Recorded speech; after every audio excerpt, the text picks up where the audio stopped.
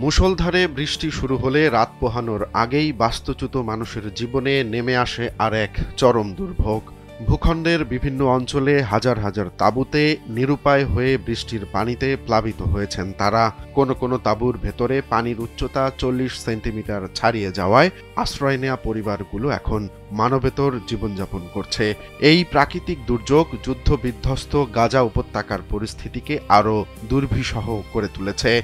বুধবার ভারী বর্ষণের ফলে গাজায় এই বিপর্যয়কর পরিস্থিতি দেখা দিয়েছে।